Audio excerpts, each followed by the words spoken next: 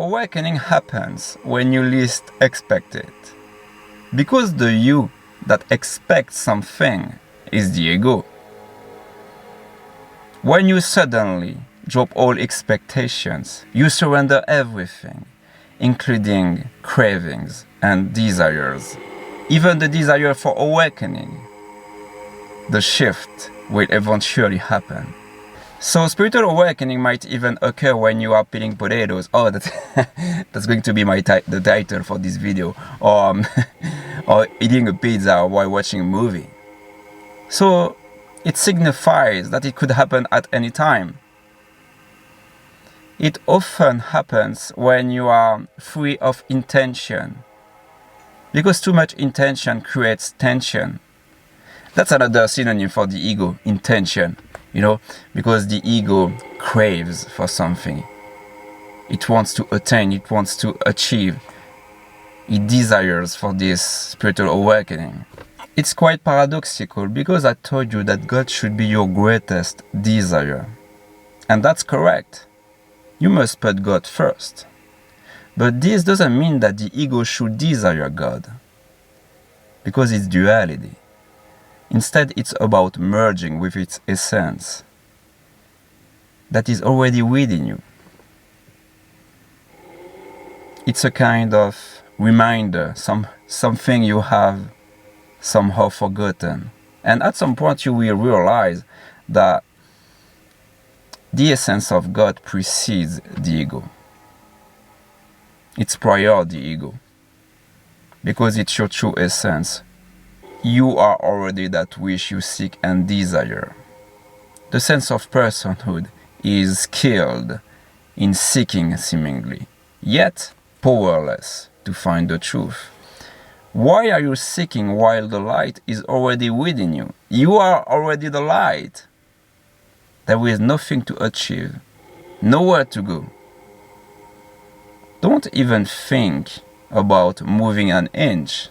So stop seeking for a moment and breathe deeply and mindfully. Allow yourself to relax. Because the sense of person who desires to attain something it will never find. Because awakening is about waking up from the dream of being someone and transcending the ego. So in this context, the ego is impotent somehow. This is only when the sense of personhood fades away that the truth will manifest itself. Yet, simultaneously, the ego doesn't want to vanish. It's quite paradoxical, isn't it? There are a lot of things that are paradoxical in the path towards awakening. So we are all infinite consciousness, that's it. I can stop the video. You can listen to this. It's as if our eyes are tiny holes through which consciousness perceives. So the act of seeing is the same for everyone. That which sees through my eyes is the same as that which sees through your eyes. It's exactly the same. Does that make sense to you? Can you relate to this? What lies behind my eyes is the same that what lies behind your eyes. Can you feel it? And therefore the ego mind makes you feel, I would say, separate from that which it experiences and sees. That's Maya, the veil of illusion. So it's time for you to take the Maya's glasses off and to start perceiving with more clarity, to see the reality. And I would like to add that the ego signifies also unconsciousness. It's another synonym for ego, unconsciousness. So you need to make things conscious and bring a bit of awareness into unconscious manifestations, such as all these ego construct mechanism, all the ingrained thought patterns.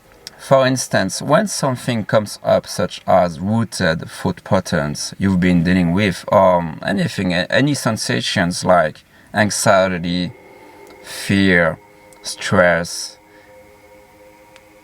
okay, calm down and take a step backward as consciousness itself, pure consciousness. And you can ask yourself, are they truly dangerous? What's the nature of thoughts and sensations?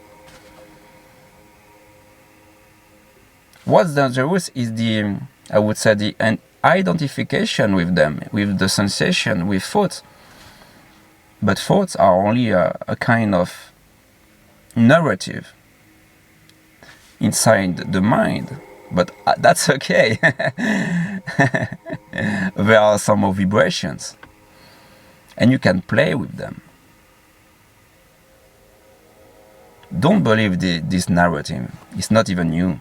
For instance, if a guy or a girl shows up, and there is this narrative within the mind, like there is a thought that arises like, I don't like that guy. I don't want to see him. You can play with that. This is not you. This is not you. You know, even after awakening, judgment could still arise. But the main difference, you don't believe it. You don't believe it anymore. You can create somehow distance with the mind, with the thoughts, all this narrative. And then all this negative stuff won't arise anymore. If you don't feed thoughts, they won't come back. I assure you. So you can play with negative thoughts, with judgment towards others. It's all a play of the mind. It's not you. Use the mind as a tool to interact, to operate in this world.